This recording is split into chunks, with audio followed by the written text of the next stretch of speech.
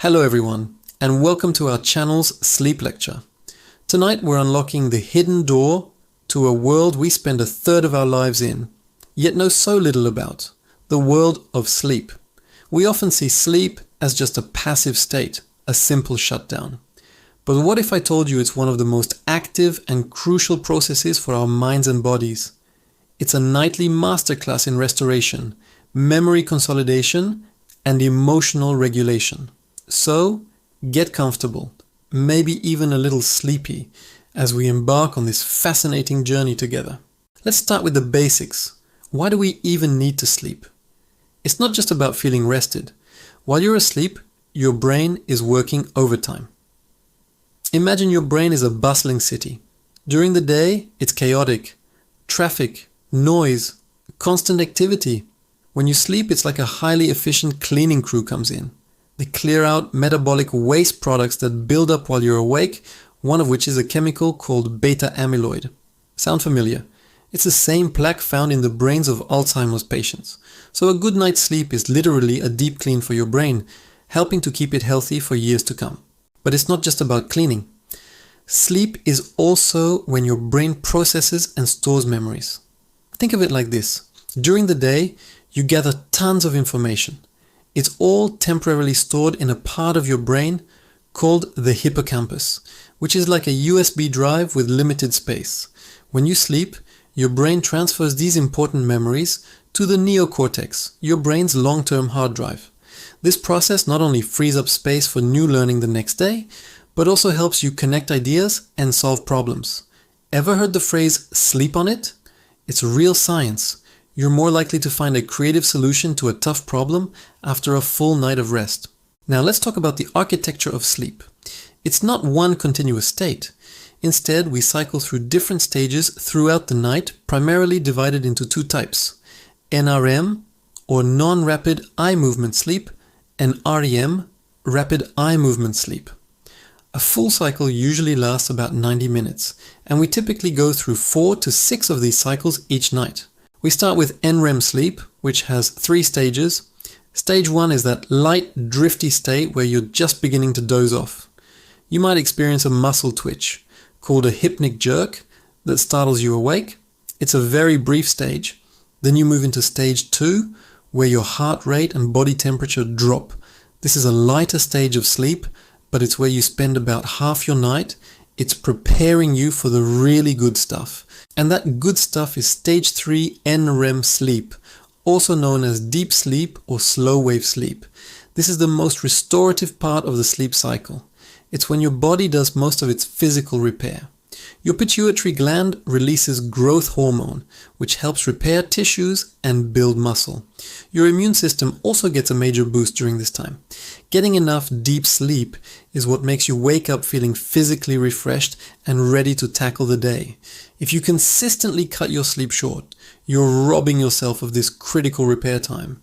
After deep sleep, we cycle up into a very different and frankly very weird state, REM sleep. This is where your brain becomes highly active, almost as active as when you're awake. Your eyes dart back and forth behind your closed eyelids, which is how it gets its name. But here's the strange part. While your brain is buzzing, your body is essentially paralyzed. A special chemical is released that temporarily immobilizes your voluntary muscles. This is a brilliant safety mechanism that prevents you from acting out your dreams. And speaking of dreams, REM sleep is where our most vivid, bizarre, and story-like dreams happen. What's the point of REM sleep? We're still figuring it all out, but we know it's incredibly important for emotional and mental health. It's like a form of overnight therapy. During REM, your brain processes emotional experiences, stripping away the stress and anxiety associated with them. This helps you regulate your mood and cope with daily challenges. Think about it.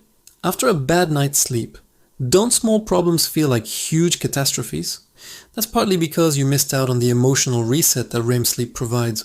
So we have these cycles: light sleep, deep sleep, and REM sleep repeating throughout the night. But the composition of these cycles changes. In the first half of the night, you get much more of that restorative deep sleep. In the second half, especially in the early morning hours, your sleep is dominated by REM sleep. This is why waking up too early can have a big impact on your mood and memory, even if you feel like you got a decent number of hours.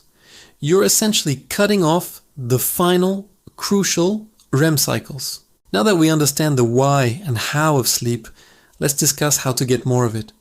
Many of us struggle with sleep, and our modern lifestyle is often the main culprit. The most powerful factor regulating your sleep is light.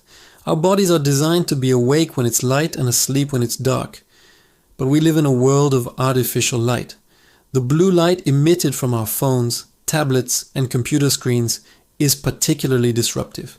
It tricks your brain into thinking it's still daytime, suppressing the release of melatonin, the hormone that signals your body it's time to sleep. The solution? Create a digital sunset. Try to put away all screens at least an hour before you plan to go to bed. Use this time to wind down. Read a physical book, listen to calm music, take a warm bath, or do some light stretching. A warm bath is great because the subsequent drop in your body temperature as you cool down actually mimics a natural signal for sleep. Create a relaxing bedtime ritual that tells your brain, okay, the day is over, it's time to power down. Consistency is also key.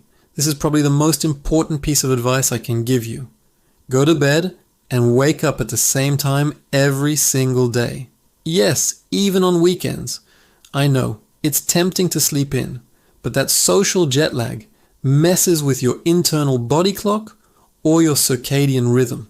A regular schedule reinforces your body's natural sleep-wake cycle, making it easier to fall asleep at night and wake up feeling refreshed in the morning. Your body craves routine. Let's also talk about your sleep environment.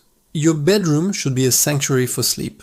This means it needs to be cool, dark, and quiet. The ideal temperature for sleep is actually quite cool, around 65 degrees Fahrenheit or 18 degrees Celsius. Use blackout curtains or an eye mask to block out light. And if you live in a noisy area, consider using earplugs or a white noise machine to mask disruptive sounds. The goal is to minimize any sensory input that could tell your brain it's time to be alert. And what about those things we consume? Caffeine is a well-known sleep disruptor. It's a stimulant that can stay in your system for a surprisingly long time. Its half-life is about 5 to 6 hours, which means if you have a cup of coffee at 3 p.m., a quarter of that caffeine could still be active in your brain at 9 p.m. A good rule of thumb is to avoid all caffeine after noon and be mindful of hidden sources of caffeine, like in some teas, sodas, and even chocolate. Alcohol is another common culprit. Many people think a glass of wine helps them fall asleep, and it can. It's a sedative. However, it severely disrupts your sleep later in the night. Alcohol fragments your sleep, preventing you from getting the deep sleep and REM sleep you desperately need. You might fall asleep faster, but the quality of that sleep is terrible, which is why you often wake up feeling tired and unrefreshed after a night of drinking. If you find yourself lying in bed, wide awake, staring at the ceiling, and getting anxious about not sleeping, the worst thing you can do is stay there. Your brain starts to associate your bed with anxiety and wakefulness. The rule is, if you can't fall asleep after about 20 minutes, get out of bed. Go to another dimly lit room and do something calming until you feel sleepy again. Then return to bed. This helps break that negative association and retrains your brain to see your bed as a place for rest. Sleep is not a luxury, it is a biological necessity. It is the foundation of our physical health, mental clarity, and emotional well-being. By understanding the incredible processes that happen when we close our eyes, and by making small, consistent changes to our daily habits, we can unlock the full potential of our sleep. We can wake up feeling truly restored, energized, and ready for whatever the day brings.